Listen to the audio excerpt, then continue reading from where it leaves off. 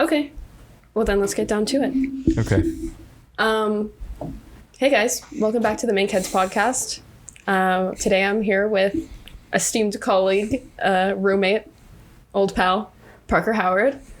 And today we're going to do an Oscars recap. We did, yep.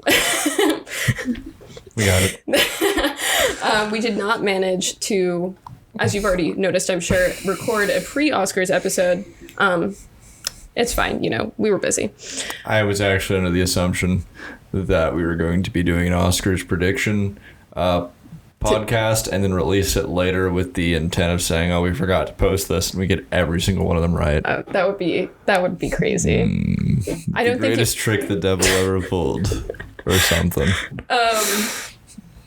Okay, so we're gonna start with a hot take as usual. Okay. You have a hot take prepared? Yeah, I think so. Okay. I think some bartenders maybe are a little too smug. They need to listen up sometimes. Because if I say I want a vodka Sprite and you give me a vodka soda, I'm not going to enjoy the vodka soda.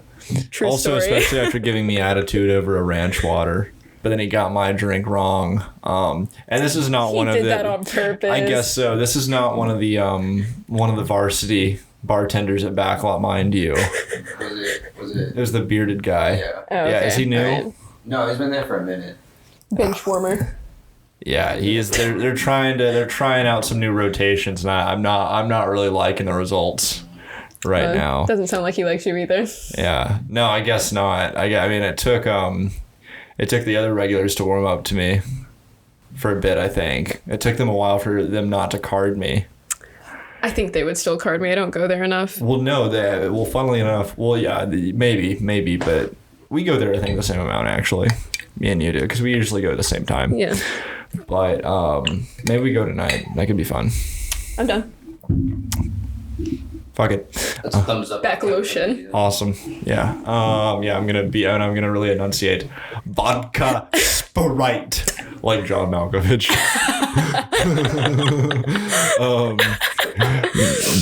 There's a bit there. Yeah, no, there was a funny moment. It was when we went out there for me and Kasdan's birthday. So we went there like 10 or 11 on the 8th and stayed till the 9th. So the 8th is my birthday. Kasdan's is the 9th. Mm-hmm. I'm September 8th. He's September 9th. And we went to go get drinks at the bar. And you were with us there too. Mm-hmm. And they carded both of us. Uh-huh. And, it was my birthday, and then Kasdan's was the next day. Yeah. They don't say a word to us. Emma gives the bartender her ID, and they're like, oh, your birthday coming up. And we're like... My birthday's on the 22nd for reference, so it was still a good, week and a half away or something. Yeah, I don't know. It's like... That's so funny. They did not give a shit. No, it was literally our days. It was, but I think it was because it was insignificant birthdays. It was 22 and 23, so there was no legality at stake. I was turning 23 as well. Yeah, but I mean, also just girl. Yeah, no, I'm like, that's exactly why, actually. No, that's okay. Hot take. Not everything needs to be profound. And follow-up, supplementary statement, entertainment value is still value. Now, I say that being, a pretentious fuck, right? I think that Everything Everywhere All at Once, the film that absolutely sweeped the Oscars this year, had a good balance of both of those things. Yeah. Yeah. Can I say a hot take? Can I jump on Get over here. Say a hot take. Old pal Diego. Hey guys, sorry, I'm not in the episode again today because I didn't watch any movies for the Oscars. But I'm here in spirit, just off camera. Okay, my hot take. To the smart asses in our comment section saying, "Oh, if you think Carbach is the epitome of Texas microbreweries, you haven't even tried looking." You haven't even looked. I don't give a shit. I don't care. I drink a Lone Star because I'm broke. All right. Read I'd like to my butt in. lips. I'd like to butt in. Go. Usually I agree with you all the time. Why? Go on. I mean, not why, but yeah. But I think you do care if you're coming over to join in on the podcast. I don't care. Gotcha there, man. I I don't. don't give a shit about like extravagant beers. That's what I'm trying to say. I don't give a shit. Right. That's not something I indulge in. I'm poor. This is also like to everybody who's saying that we're insulting Shiner, you're just incorrect. Like we said, this is a Shiner house, and saying that's a middle of the road beer doesn't mean I'm not insulting it at all. It's a good beer. Me and Parker's senior trip, as well as Kazin's, our senior trip was to go to the Shiner Brewery in Shiner, Texas, a town that's that's just over an hour away from Austin. You know, and we something- spent a whole weekend there. It was a fun weekend, and something like there are many like notable moments, but the one that sticks out to me is that we went to a coffee shop right before, like a really local, nice kind of hole in the wall coffee shop before we took the tour of the brewery. And we told them we were out of town and from Austin. And me and Diego are like trying to play it cool a little bit, in terms of being city slickers. So I order an iced coffee and Diego orders a chai. Already like not great. And I'm also already I'm like iced coffee. Like, I don't know. And we feel also like dress the way we dress. we dress the way we dress. And then Kasdan goes up and orders like like a frappuccino or something like that. no, it was Sheldon actually, but Kasdan got another one. But Sheldon goes up right behind us and like orders like a mocha crumble cookie frappuccino with whipped cream. And he's wearing like, Doc Martens, and I'm like, he's wearing Doc Martens and like a shirt like tucked into like his like dicky pants and stuff like that. And he's wearing Doc Martens like it's so funny. and with his like mustache too. just like it's His just aviator glasses. All right, that's my Okay. piece. Eat shit. YouTube Commenters, yeah. But also don't stop commenting on our stuff because it gives Yeah, us keep traction. interacting with us, please. Okay, cool. In local news, it's South by Southwest. Yes.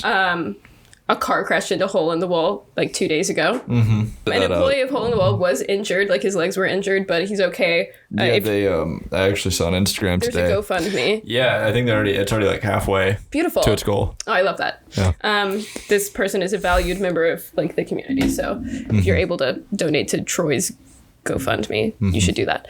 Okay, so let's get on with the show. So this was the 95th Academy Awards. I always watch the red carpet. I don't know. It's just part of like tradition for me.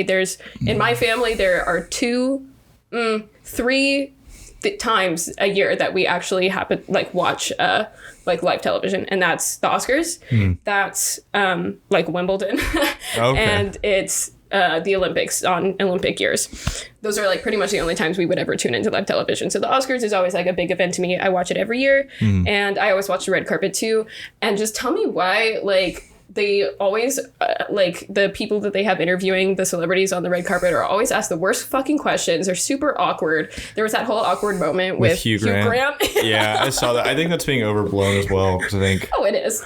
Yeah. It's getting blown out of proportion. It's like, whatever. But I don't know. It's just like they're always awkward. They're always asking stupid questions. They are. Well, they have the girl who does the chicken shop date. She does interviews on the red carpet now. Amanda something. But she's the one who's really great, like, chemistry with, like, Andrew Garfield. Oh, okay. Yeah. I saw But that. she asks, I think, a lot, some better questions. Yeah. That are not so much fluff. But, Yeah. Yeah, I thought it was funny that Lily they... Singh was really annoying. I'll be honest. I was You don't not like Lily Singh, do you? I think Katrina doesn't like her. That's right. I don't have a That's problem right. with her. Yeah. Katrina does necessarily. not like Lily Singh. But now that she is like a TV personality doing stuff like this, and like this is not your forte. I don't think you should be doing this. Yeah. But it's fine. So then, okay, whatever. We get to the ceremony. Kimmel was hosting. I don't know how I felt about that. It was so like, He's he was a just, very like- safe choice. I feel like he's the definition of like swarmy. Swarm, you know what I mean? Okay, Or yeah. like swarmy. How, Swarmy. Yeah. I get you.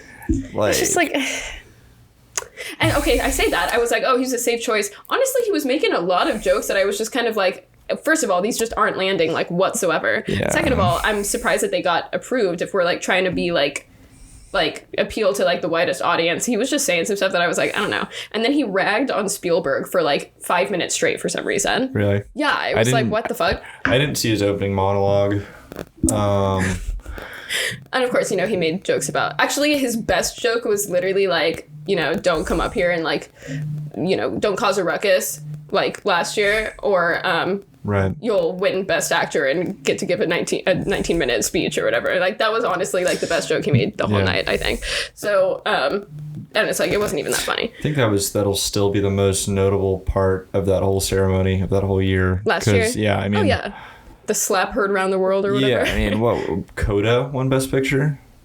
I believe so. Yeah, and then that was the year of Power of the Dog as well. Yes. I'm trying to think what else was last year. It was just not a really notable year. It was very forgettable. Yeah. It was. Well, it's easy to forget everything else after that moment, too. No, I think the last like real barn burner year we had was 2019. Because that was Parasite. Yeah, well, but there was some good stuff there, too. Yeah. Yeah. There was 1917 was that year, too. Yeah. Once Upon a Time in Hollywood was there. Yeah. Some smaller ones, but yeah. He pointed out that, notably, neither Tom Cruise or James Cameron were in attendance this year. He was joking that James Cameron didn't come because he didn't get nominated for Best Director. Who's to say why he didn't come? Yeah, apparently he was throwing a party for his Avatar cast and crew. Were none of them at the Oscars? Their movie was nominated for Best Picture. I think maybe the producers were, but I think he like threw a party for the crew. Interesting. I guess I also think I feel like everybody knows based on precursors and stuff, and it wasn't going to win. You see the writing on the wall. So. It wasn't going to win those big ones that it was nominated for. No. What did it get? And I'm VFX, sure, sound? And it won what it should have, you know? Oh, no, wait. Top Gun took sound. But didn't it win VFX, though? I believe so. Yeah, it only won VFX. That makes sense. Yeah, I mean, that sounds about right. That's what it was truly innovative in that sense. John Williams was like the oldest nominee ever. He's 91 or something. Yeah. Pretty crazy. Didn't win. I mean, I'm sure he has like, how many Oscars did that guy have? Probably 3 or 4. Honestly, I was expecting more. Okay. I think he's been nominated like, I want to say like 19 times or something. Crazy, right? I could be very wrong. But. He also, so Jimmy Kimmel made this like joke at the very beginning of the ceremony. Like me and Sheldon were sitting there watching it, and he goes like, oh, and like, okay, so you know how there's that whole thing where last year they were like, we're not going to air like a bunch of these categories, and everyone was like pissed. Yeah. So obviously that was stupid as heck. But, of course. So this year they aired everything, and he was like, yeah, there was only one category that they already announced early, and it was Best Picture. And he said, and that went to All Quiet on the Eastern Front. And I like totally misheard him. I thought he said All Quiet on the Western Front, and I was like, did he just like spoil that? Or like, I don't know. And like, even if he isn't spoiling it, like you shouldn't joke like that. Like that seems like whatever. Anyway, that's what I'm saying. It's just like a lot of his jokes were just like not fucking landing. They were just like lame. Notable moment when he... It's just a stupid joke. Yeah. It's like really... Yeah. I don't know. They brought Cocaine Bear out at some point, and it was just like, okay. And then he was interviewing people in the audience, and massive fumble, I think biggest fumble of the entire night, was asking Malala that question. Yeah, that was an uncomfortable and awkward moment. Well, the thing is, too... you're informed beforehand if he's going to come and talk to you. Okay. If you're going to be singled out by his producers. Yeah. And basically the people in charge who are anybody running the show. So she knew beforehand. So it makes me wonder if that was a bit that... Like her reaction was a bit? Yeah, but I don't know if it was. Like maybe she knew he was going to come up, but she didn't know what he was going to say to her. I don't know. Do they have to tell them? Like, do they... I don't think they have to tell them. So. Yeah. I mean, that it reminded me of the Amy Schumer last year going up and like doing the whole thing where she like made Kirsten Dunst move because she wanted to like sit at the table with Jesse Plemons. She was acting like she didn't know who Kirsten Dunst was or something. Yeah. And that was like so cringe. I don't know. It was like the same thing. I felt like Kirsten Dunst like didn't know what was going on. Right. And I felt the same way here, whereas like Malala was just like, why are you asking me this dumbass question? Yeah. What did he ask? It was like, do you think Harry Styles spit on Chris Pine? Like, why are we even still talking about that? Yeah. Okay. So, like I said, Everything Everywhere All at Once totally swept, and I'm really happy. Like, I think it was really deserving of like a lot of the awards that it got. There are 2 that I wish would have gone to other things. Yeah, one of those. And those are original script. Okay. I'm sad that Banshees of Inisherin. So a couple of things several things that were nominated for Best Picture didn't win anything at all, right? Mm-hmm. Banshees of Inisherin, The Fabelmans, Elvis, Tar. Mm-hmm. I really wish that Banshees of Inisherin would have gotten Best Original Script just because it was really well written. Right. You know, even though I really enjoyed Everything Everywhere All at Once, I think it was very concept heavy. And well, I enjoyed the concept. I think that like in terms of actual like writing, like Banshees of Inisherin like really was just superior. And then we can get into supporting actress. Yeah. Yeah. So Jamie Lee Curtis won.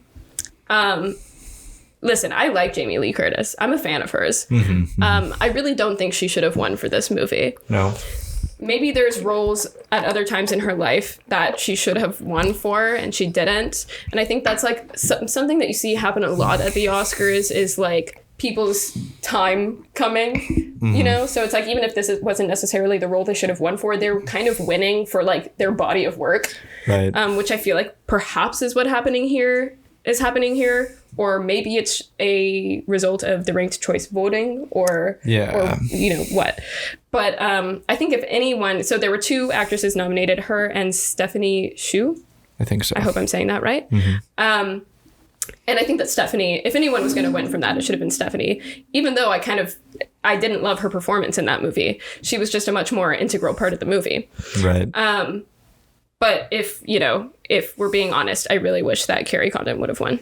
Yeah, no, me too. I think she was a pretty valued part in Banshees, and just about every performance in that movie was great. I mean, she won the BAFTA. Okay, good. I believe, and so did Barry Keoghan. Beautiful. Yeah, he was great in that movie. Right. No, and which I think he was deserving of that too, because weirdly I think of the 4 larger roles in Banshees of Inisherin, Brendan Gleeson's was the one I was maybe least enthused about. Yeah, just because I didn't think he was doing any real heavy lifting. I agree. He was just being a curmudgeon. Yeah, I think so too. And I think any of the heart in the duo of him and Colin Farrell, it was definitely Colin Farrell. I agree for sure. Who I wish had gotten a bit more of his due for in terms of awards for his performance. So did he not get anything this season, or no? Because Austin Butler won the BAFTA, I believe. Of course, I was totally expecting Austin Butler to take Best Actor. By the way, I don't know, that my prediction was that he was going to take Best Actor. What about you?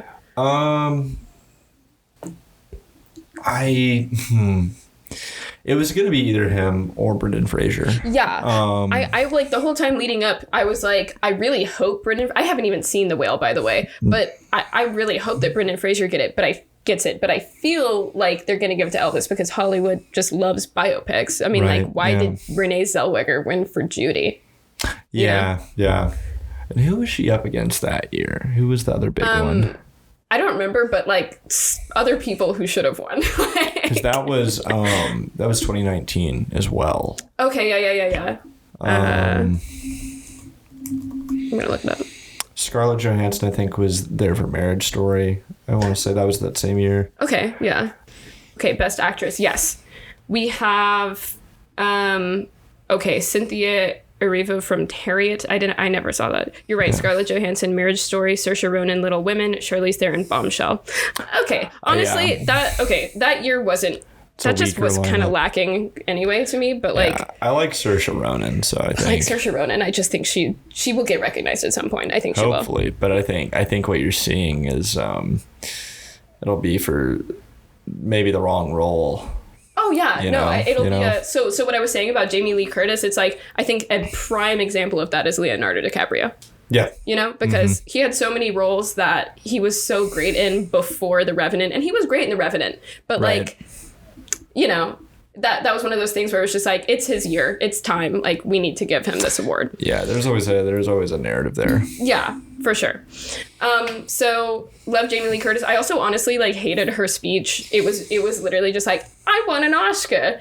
And she was like, oh, it's not just me. It's like all these other people are up on this stage with me, winning this award, mentally or whatever in spirit. Mm-hmm. But she didn't even mention her co-star who was also nominated, who should have won if someone from that movie was going to win. So I don't know. I was just I wasn't really impressed by that, TBH. Yeah. Okay, moving on. How many movies did you have? Do you know how many? things you managed to see this year? I did manage to watch 20. There were 54 individual films nominated. I managed to watch 24, which doesn't sound like that much, but you know what? I put in the time. I was like, I would watch a lot of stuff this year. Don't believe I watched 24. So gonna pat myself on the back for that because I think you watched more than I did. I managed to see plenty of stuff. Boo Avalon. I'm so glad it didn't win anything. I don't think it deserved shit. No, it didn't. Maybe production design, but I really didn't think that especially with some of the costuming, I thought it was very inaccurate. Yeah. Which I'm like, maybe it wasn't going for realism. I don't know. Right. But if anything, okay, All Quiet on the Western Front won International Feature, Cinematography, Score, and Production Design. The one of those that I'm the most, I didn't really see any of the other international features besides Close, which was really gorgeous. I think that could have won for cinematography if it would have been nominated for that, but it was only nominated for international feature. It was just beautiful. But production design in All Quiet on the Western Front was really great. They put you there. You're in the mud. I don't know. I thought it was great. It's a very immersive experience. Yeah, you watched it, right? Yeah. I really liked it. And I thought that the actors in All Quiet on the Western Front were really great and well directed. It was Felix Cameraer or whatever. I don't know their names. First, I think it was his debut role. It was literally his first movie. Yeah, no, and he did great. And he carried. He did carry. Yeah. You haven't seen The Fabelmans, right? No. Listen, you can guys, talk about it though. You don't have to agree, you don't have to agree with me, but I really did not like that movie. It was very much just Spielberg jacking himself off. It's like, look at me, I'm Spielberg and I love movies and I'm movies. And I gave it a very negative review on Letterboxd, and one of our friends, Colin Spalton, commented and was like, well, I think it was, supposed to be more of a because I said something about maybe the editing or something, or how it just it felt really disjointed. And he was like, well, I think it's just kind of supposed to be a loose collection of memories. And that's fine. It's just that's been done a lot better before. There were moments that I was just like, I don't even, first of all, is The Fabelmans? Yeah, Fabelmans was nominated for original script. Insane to me because the dialogue was shit in that movie. Yeah. I thought it was pretty poor. And like I'm saying, just with the way things were ordered and the flow of events, just didn't really make sense.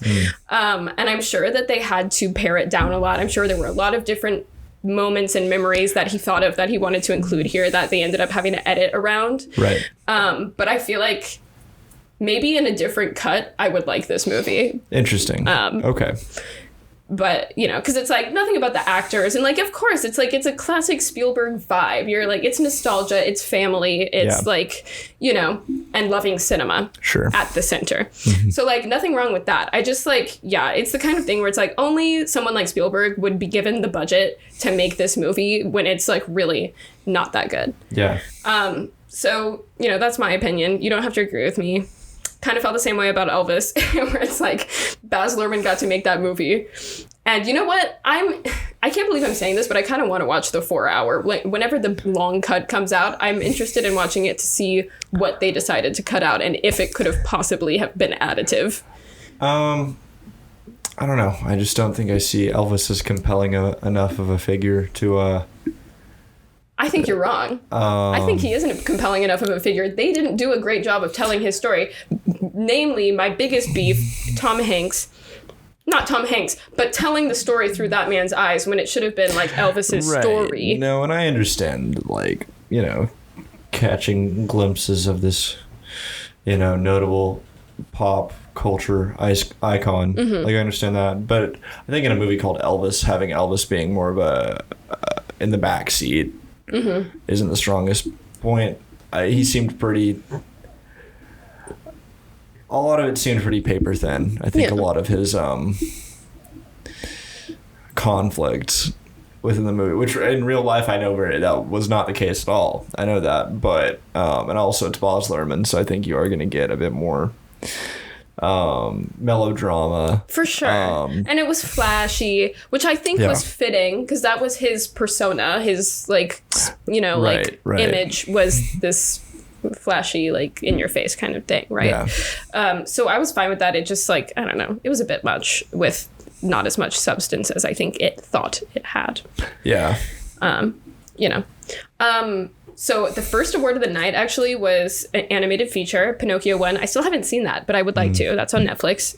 So I would like to watch that. I was totally gunning for Marcel the Shell just because it, besides Turning Red, it was the only one I had seen. Right. And I loved it. It was so cute. And it's like, I don't know, although it is kind of like, it's not, because that's kind of like a mixture of live action and animation. So I guess if we're talking about like what, you know, was pushing the limits of animation, that probably wasn't it. Yeah. It's a little indie movie. Like, you know, I probably didn't have that much of a chance, but I loved that movie. So if you haven't seen it, should watch it.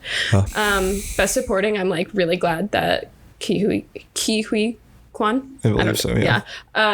Won that. He's so cute. Yeah. He's so cute, and he was the heart and soul of Everything Everywhere All at Once. No, I think so. I think that's always both supporting categories are always pretty tough categories, I'd say. And I think especially this year you had some pretty great performances, but yeah, I think without question that movie wouldn't have been the same without him. Definitely not. The movie wouldn't have been the same without him. And it was a really great moment to see him hugging Harrison Ford too, who presented the award, right? For Best Picture. Oh, for Best Picture. That was for Best Picture. Okay, so when it won Best Picture, they had that moment, and like, that was Temple of Doom was his first film, right? I think so. When he was a teenager. Kid? No, he was a kid. I think he was around 9 or 10. Wow. So, I don't know. What a full circle moment. Yeah, and Spielberg was there too, so that was cool to see. Yeah, like you love to see that. That was very sweet. Yeah. When he gave his speech and he was like, "This is the American dream." I don't know. It was really it was awesome. No, I think you kind of I think you're seeing in maybe a lot of media after the pandemic, a response to that is a lot more earnestness, and I think the things that are being made, whether that be in music or movies, and I think this movie was an example of, I think, fighting cynicism, and then I probably a step past that. It was a pretty existential one, but I think seeing somebody who I think embodied their character pretty well, and also is just kind of. Yeah, I think probably the whole industry is a little jaded. And I think seeing somebody like that with that reaction is always really good. I think those genuine moments of like surprise and joy are really important to see. His speech was really inspiring, and he was just very encouraging. He was like, "Hey, like, don't give up on your dreams. Like, I almost did, and look where I am now." Right? Because he stopped acting for a long time because he couldn't get roles. No, right? He actually found work as an assistant director and a stunt choreographer. Wow. Yeah. Good for him. Yeah. I think it's interesting. So, like, this year was great for people like him and like Brendan Fraser, someone who was blackballed by the industry for a long time, getting to kind of have this comeback and like get recognition for their work and their talent. Right. And I think it's interesting to me because like Jamie Lee Curtis winning is like the antithesis of that. Yeah. You know? No, I see what you mean. So yeah, I don't know. Kind of cringe, but maybe they just they had to have their quota of one of those wins. You know, it's like you always got to have one of those, a legacy win. I think something interesting to talk about is Best Actress as well. Okay, yeah. Because like Michelle Yeoh was very deserving. Oh, of course. And it's but it's a shame for Cate Blanchett. For sure. Because I think she gave a career best performance with Tar. I agree. But it's not one of those things where I think Michelle Yeoh by no means was like undeserving. She was a completely like. And it's great to have representation in the Oscars. Finally having a nation win for the first time, right? Exactly, and I think a nice thing about that too is none of that like. There was a performance there to back it up too. Yeah. You know, which it didn't feel like they were just checking a box, which I feel like sometimes they tend to do that. Definitely. And especially just, I think, within the past decade or so, it's been that way. But yeah, it is tough for Cate Blanchett because, I think she'll be probably remembered. I mean, we'll see. I mean, what happens the next era of her career. Before I remembered that she had already won an Oscar before. She won for The Aviator, right? Best Supporting, yes, for The Aviator. She was at least nominated. I think she won that too, and she also won for Blue Jasmine. Right. Yeah. Right. So she had already won a Best Actress Oscar. So once I looked that up, I was like, okay, I don't need her to win. Because at first I was really gunning for her. I was like that, because I will say in terms of like powerhouse, like performance, I would rank her performance in Tar above Michelle Yeoh and Everything Everywhere All at Once. Not to say that, like still recognizing the talent that is Michelle Yeoh. On the subject of Blue Jasmine, I think Sally Hawkins had a really great performance in that movie. She did. She got Best Supporting, right? She got nominated, I believe. But somebody else who's robbed from that movie was obviously Louis C.K. For Best Supporting Actor. Another example of that. No, I'm just playing. Diego doing his like, wait, what did Harvey Weinstein do? Really rude guy. Yeah. Yeah, that's it. That right? Like that's the problem with him. That's why people don't like him. He's just kind of an asshole, right? Yeah. So I used to be able to like every single year for like a good like 5 or 6 years in a row, I went and saw like all of the nominated shorts, which I haven't done in a long time, but I was able to see all of the live action shorts at AFS this year, which was a really fun day. Like if you can ever do that, like it's so fun to go see all the shorts. I don't know. I kind of got to do that this year, where I got to edit 3 different trailers for Mubi for the Mubi Go screening of the week. Okay. Where I saw they're just trailers for each of the live shorts. action ones. Yeah, and animated ones. Okay, yeah. See, I've only seen one of the animated ones. Actually, I saw the one that won: the boy, the mole, the horse, whatever, the fox. Yeah, people were upset about that. I will join them in ragging on that. That's actually the name of Black Country New Road's next album. Yeah, the boy, pigs, turbines, and ants. Yeah, it's a concept album. I thought that so this is what I was talking about with the ranked choice voting, because that's how the Academy votes on the winners. I definitely feel that the winner of the live action short was like a product of like ranked choice voting, just because that one was like honestly it's the least common denominator, kind of. Yeah, it was the least offensive. Just like it was called An Irish Goodbye, and it was good. It was about the 2 brothers, right? Yeah, the 2 brothers. It was beautifully shot. Yeah, beautifully shot. And it was funny and it was heartwarming. It just like, I don't know, it didn't move me that much. It was just like the one from Italy, the Disney one. Yes, the Disney one from Italy. I don't know, Italian student. How do you say that? Les pupilles. Probably, yeah. Something. The pupil. Pupils. I don't know. Le pupille. Pupille. I bambini. That one was my favorite. It was just super fun and like quirky and cute, and yeah, I don't know, worth a watch for sure. We've got Disney Plus. You should check it out. Also, can we talk about? So I wrote this here because I like have a blow by blow notes of the night. Yes. And why the fuck was there randomly? First of all, big thing we noticed, they were really pushing Warner Brothers, right? Yeah. For some reason. Yeah, we can talk about that. Like they're trying to bring let's bring Warner Brothers back. Let's bring the big studio era back. Right. It's because they're mad because Netflix is winning. Well, no, it's because they're in the tank and they merged with Discovery. But no, I think they're trying to get back into good graces to be like, remember when we did this? We used to be great. Yeah. Yeah. They should make a like That's Entertainment like MGM did. Yeah. So I thought that was weird. Anyway, they also had randomly in the middle of the fucking ceremony, is it Halle or Haley? Halle Bailey? Little Mermaid? I think it's Halle Bailey. Halle Bailey and Melissa McCarthy, 2 of the stars of the new Little Mermaid movie, came out and like they were like debuting the like the preview for the trailer for The Little Mermaid. Yeah, turn up the lights. I was just like, why is this happening? Like, this is such a like corporate like moment. And also like in the trailer, it's a dark trailer. It is. It's about that one guy from Game of Thrones. Yeah, literally. It was a dark trailer.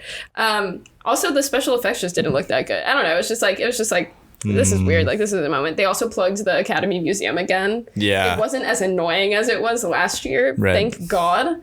They were just kind of like, look, we have stuff and it's cool. Whereas last year, I don't know. They were just like... They're still waiting for their big it. shipment of cool memorabilia to arrive. It was just an open atrium last year. Like, there's lots of space. You can eat lunch here. Okay, so cinematography. All Quiet on the Western Front won. Yeah. I think it was deserving of that. Right. Roger Deakins tweeted or something that The Batman should have been nominated for that. Definitely should have been nominated. And yeah. I can agree with that because it was really well shot. I think there's a resistance to nominating any like genre film. Was nothing that was nominated as genre Was film? Avatar nominated?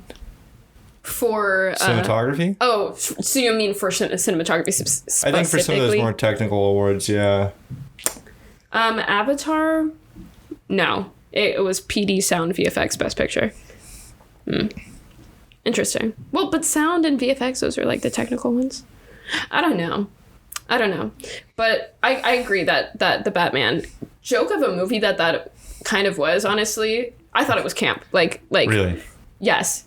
I fully enjoyed the shit out of watching that. And like, you know me, I'm not a superhero movie person. No. But I had a grand old time watching that because I thought it was really funny. Now, I don't know if it was supposed to be funny, but me and the random dude next to me in Alamo Drafthouse were laughing our asses off. Yeah. It felt good that somebody else was like also laughing at inappropriate moments. Because nobody else was laughing. Yeah. But like I had a good time. It was really, really well shot though. Mm-hmm. I also think that like Tar was kind of my pick of like the nominees for cinematography. Yeah. No. It was beautiful. I thought so too. Yeah. Me and Kasdan thought that when we were watching it, Kasdan said that this is like what a feature-length film of Succession would look like. And I agree. Yeah. Well put. Same color palette. Yeah, it's what the menu wishes it looked like.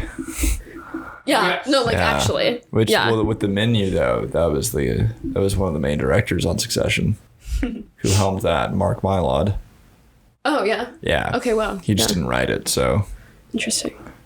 But I also think, I think something that's really lost in I think maybe considering cinematography is camera movement and how you can actually like play with the camera as an object and not just as like a tool. Yeah. Because I mean, you obviously want to consider everything of just how it looks and how every shot's composed and a consistency there. Mm-hmm. But like with Tar, the best scene I watched all year was the 9-minute Juilliard scene, which was a 9-minute single take. Yeah. And everything was Following her framed around. perfectly. I mean, for that scene alone, the movie should have won all the awards. But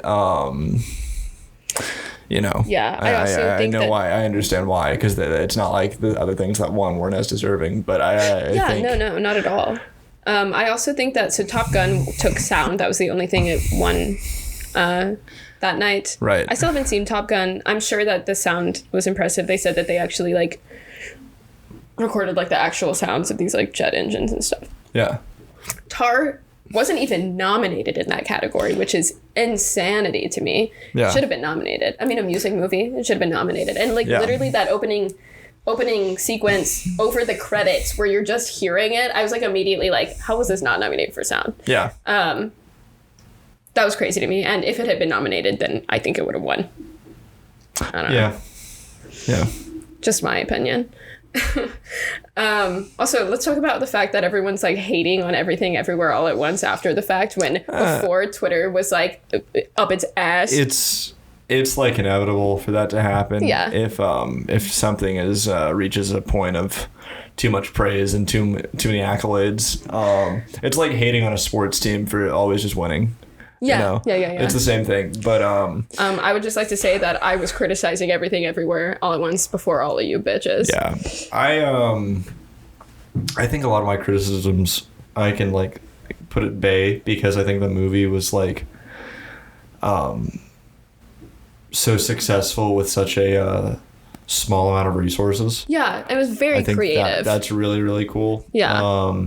Also love they only had a team of 4 or 5 editors. Yeah. for all of that, and it was the biggest. Like, I think it's probably the best example of like maximalism. Yes. You know, yes. that's come out in a while, and like, or excess, but like excess with a lot of heart. It's not like anything like Euphoria, where it's just, you know, we're putting with this nothing. in. No, you know, we're putting this in for the sake of putting it in. Yeah, But shock it's like, value. Yeah, I mean, you know, you had a perfect opportunity with a movie talking about like the multiverse or whatever to do whatever you wanted. Yeah. And it suited that. Suited their style like I very said, well. like entertainment value is value, Yeah. but this happens to strike a really great balance of profundity and entertainment value. I think you're gonna see that this will be the movie that really is a real landmark for people, maybe not our age, but students maybe a little younger than us. Definitely. That's how I feel It's like gonna it'll be very incredibly influential. Yes, yeah, it'll be I think a real landmark of especially the 20s.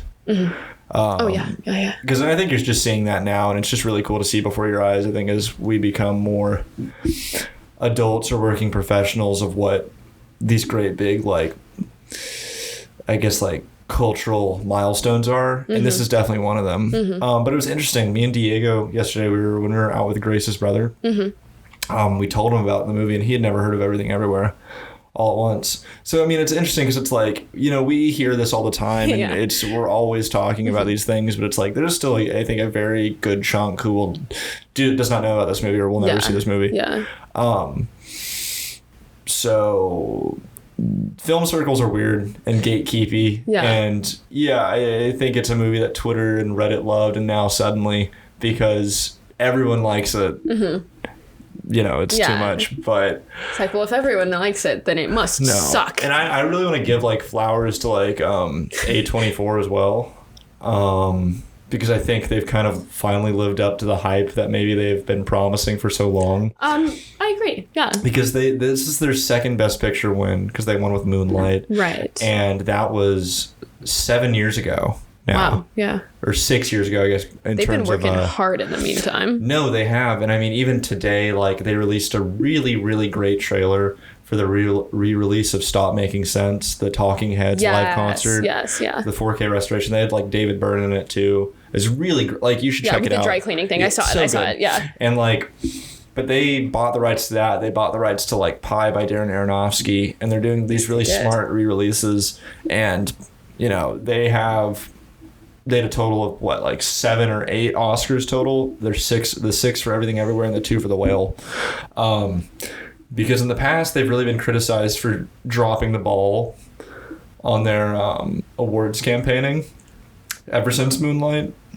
But I mean, hey, you had 2 Best Actor nominees with Paul Mescal and Brendan Fraser. Yeah. You know, you had 2 supporting actress nominees. You had 1 Best Actress nominee, Best Actress winner. Yeah. And so, they're doing a great job Best Picture this campaigning, year, because the biggest thing with Everything Everywhere, especially like a year ago now, is this crazy word of mouth that was released after the South by Southwest. Yes, yeah. And like, really pat them all, their whole team on the back, because the fact that a movie that was released literally like a year before the ceremony happened won the whole thing is like incredible, because usually it's suicide to release anything for an awards campaign before. I feel like the hype only built, you know? For sure. And that was the great thing too. South by was the only festival it played at, I believe. It wasn't playing at Venice, it wasn't playing at Toronto, it wasn't playing at Cannes. All those, check marks you have for if you want to be an awards movie, like the Fablemans did, Tar did, The Whale did. But yeah, I think just, real hats off to what they're doing there, because they're now the people you want to be, I think, seeing their stuff. Definitely. Like anything with their name on it. I feel like they already were, like, even though they've been, I guess, as you said, like dropping the ball with like award promotion, everyone goes to see it. People get excited for A24 releases, It's like a stamp of quality now, or a stamp of you're going to talk about it. Yeah. No, they do a great job there, and they're only just getting bigger and better, which is exciting to see. I think they're just really smart as well about like the little supplemental things they release and stuff, the little books, little screenplay books. And like they're expanding that more. And it's just, I mean, they're making it's always been a brand, but I think they've just really cemented themselves. So it's now they have, I think, the like laurels to back that up. Definitely. They're not just hype. Is The Idol an A24 show as well? Yes. That one might be maybe was a mistake to work with Sam Levinson again, but I don't know. No, I think so too. We don't have to get into that. No, we'll see about that later. That's for another day. I have my gripes with Euphoria. I'm not a fan. I was a fan in season 1, and it is slowly, not slowly, it very quickly fell off. Yeah. So going back to the random Warner Brothers promo, it was introduced by Margot Robbie and Morgan Freeman, which produced a viral moment of him looking at her boobs on stage. Not great for him. Can you not do that? And for some reason, too, like, because I've been seeing Instagram posts about it, you know, people are making fun of it. There's a lot of people defending it, being like, oh, he's just an old man. I'm like, no. We had a whole reckoning in this industry so that we could not do stuff like that anymore. He's also an old man with a history of some suspicious misconduct. Shady activity. Yeah, so that was weird. I didn't love that. Yeah. Didn't love that. Okay. So we've gone through a lot of stuff. Black Panther won for costumes. I kind of am like, I feel like very like neutral about that entire category and all of the nominees this time, to be honest. Well, another thing just on Black Panther and then also back to supporting actress. I didn't see Black Panther, but I know. Me neither. And I had heard. People really wanted Angela Bassett to win. That was the big thing. Yeah. And she gave a real powerhouse of her performance, it seems. Yeah. And she's a great actress. We know that. She's a great actress. I mean, I don't think she won for her portrayal of Tina Turner. Oh, all those years ago. So I think she's kind of been overdue for a while as well. Yeah. So I think to lose to a performance like Jamie Lee Curtis's is pretty frustrating. I think my favorite film of hers, and maybe, first of all, just not one of the more talked about films of even like Spike Lee, but Crooklyn. Love that movie. Yeah. She's the mom. Delroy Lindo in that too? Yes, yeah. She's kind of the matriarch of the family, and that is such a wonderful family movie. Like, if you get a chance, you should. And that's not one of those. So yeah, I'm like, that's not one of those performances. That's like your favorite Spike Lee movie, right? Yeah, for sure. Yeah. That's not one of those performances that you're like, yeah, it probably wasn't the. Mine's Chirac, yeah. It probably wasn't like the same thing as like the power that she had to have in this Black Panther, but like I don't know. It was more of a quiet power kind of. Yeah. You know, the matriarch of the family in that movie. So she's a great actress. I don't know. I'm not going to say whether I think she should have won or not because I haven't seen Black Panther. But, you know, as far as like Marvel movies getting nominated now, I'm like, I don't know how to feel about that. A lot of them I don't think meet the standards of what I think should be nominated for things at the Oscars. Right. But, you know, that could be changing. I don't really pay attention because I don't really watch Marvel movies all that much. No. I will say I have been quoted as saying like very soon after I saw Everything Everywhere All at Once, I said it was like an art house Marvel movie, and I do kind of feel that way. I think that's exactly what it is. Yeah. And nothing wrong with that. I actually am like, I liked it more than I like Marvel movies, you know? Yeah. Because it had way more heart. No, I think... and it was so just creative. You've never seen anything like that before. No, for sure. I think the way it was executed is probably how I think a lot of those like comic book and pre-existing IP stuff should be. You should have like fun with it, I feel. I just don't really understand. And then there's a whole thing with it, like post 9/11, most of the time. Post 9/11, like realism. You get that with like the Dark Knight and stuff, and then everybody wanted to do that. And thanks Al Qaeda for that. Okay. My biggest takeaway from 9/11, not every way the world changed. Not the geopolitical consequences. None of that. They ruined superhero movies. Yeah, they're depressing now. Whatever, you know, like there's a whole thing on like the Dark Knight and like Patriot Act surveillance and stuff that there's some connection there. That's interesting. So yeah, I'm not like actually trying to talk out of my ass. I'm like being serious. No, I'm like, I totally see what you're saying. There are obviously worse things that came out of 9/11. I want to make that very clear. Okay, I'm going to run through a couple of other things. Women Talking won Best Adapted Screenplay. I'm super happy about that. Yeah. I really loved that movie. If there was one, I knew it wasn't going to win Best Picture. I didn't think it was going to win Best Picture. Right. Hardly anybody saw it. But Well, I know there were some gripes over the way it looked a little bit because there was some interesting like color grading and all that. oh, okay, that's not. I don't even tend to notice that kind of stuff, so I didn't even notice that. I really like Sarah Polley though. I like Sarah Polley as well. She has a great documentary called like Stories We Tell about her family. Okay. And she's like recreations and stuff like that. And she was also an actress in this movie from like the 90s called Go. That's a really like fun movie. Okay. I know her first from Mr. Nobody because she was in that. Oh yeah. Yeah. That was one of my favorite movies when I was like 14. No, she seems like a very from what I saw, she brought a lot of like humor and like levity to award season as well. Yes. So that's always appreciated. I wasn't expecting you to say. I was going to say Women Talking, which seems like it's going to be a very serious movie, and it is for sure. There were very surprising moments of levity and humor in that movie that took you off guard and were surprising in a good way to me.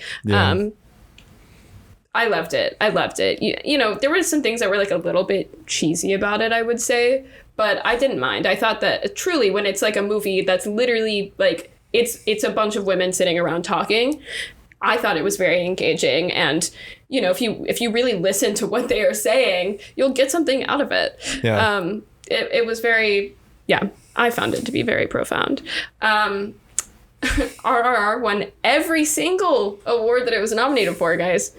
100%. 100% winning rate.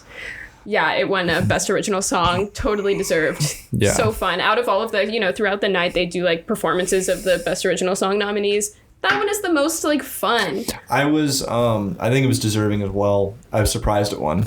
I was surprised they went for it. Yeah, literally, no. I just think there's some maybe hesitancy there.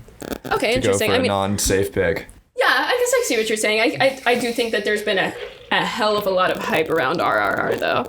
I also liked Rihanna's performance a lot, and it was nice to see the stripped back Lady Gaga performance. It was kind of unexpected because she came full face on the red carpet, and then she totally like took all of her makeup off and was wearing like ripped jeans and Converse for her performance. But the song itself, because hers was from Top Gun, right? It was like whatever. Yeah. The other one besides the song from RRR that I thought could have won was the Black Panther one by Rihanna, because I liked that song a lot. Yeah. The last thing that I want to touch on is just the whole time I was like, why is Lenny Kravitz here? Because I saw him on saw him on the red carpet. I was like, why is he here? What is he doing here? He was doing the In Memoriam performance, right, which was introduced by John Travolta, who teared up while he was giving his like introduction to it. I had totally forgotten that Olivia Newton-John had died. Right. So then I was like, what is happening? And then she came up in the In Memoriam, and I was like, oh. Yeah. Lots of people died. Yeah, there was one pretty notable snub. I forget. That didn't get included in there? Philip Baker Hall was one of them, and he was. I know who that is. He was in both. He was in Paul Thomas Anderson's first 3 movies. Oh wow! Okay. He's the lead in Hard 8. He haven't seen that. is a producer in Boogie Nights, and he's the game show host in Magnolia. Wow. Okay. But he was also famously the library cop on Seinfeld. Okay. And he passed away, so he's a really towering comedic presence. He also played Richard Nixon in a Robert Altman movie. Oh, okay. Yeah. James Caan was another one. Angela Lansbury, that was big to me. I don't know, like Mrs. What is she called? Teapot, whatever. And right. Also Bedknobs and Broomsticks. Mm-hmm. Really fun British kids movie. And Jean-Luc Godard. Right. He died. Yeah, that was kind of forgotten there. So he was old. He was up there. It was I think he was like 101 or something. Not to say that I like enjoyed the In Memoriam performance because it was like sad, but like it was a lot better than last year because I don't remember just how inappropriately like upbeat it was last year. Like it was odd. Yeah, to say the least. I really thought using Kool and the Gang Celebrate was an odd choice for last year. Yeah, I don't know. It's just... Followed by the Commodore's Brick House.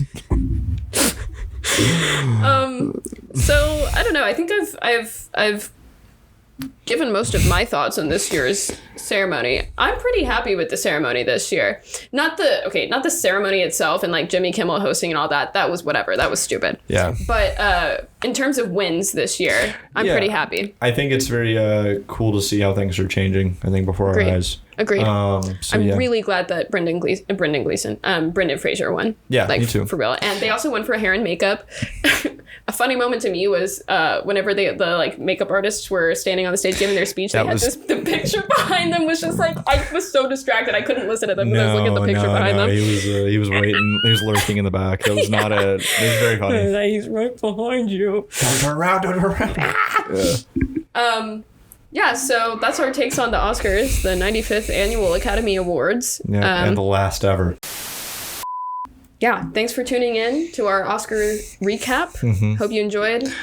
I'm Diego Diaz, and this is Emma Goldstein. Take it away. Do you have any closing statements?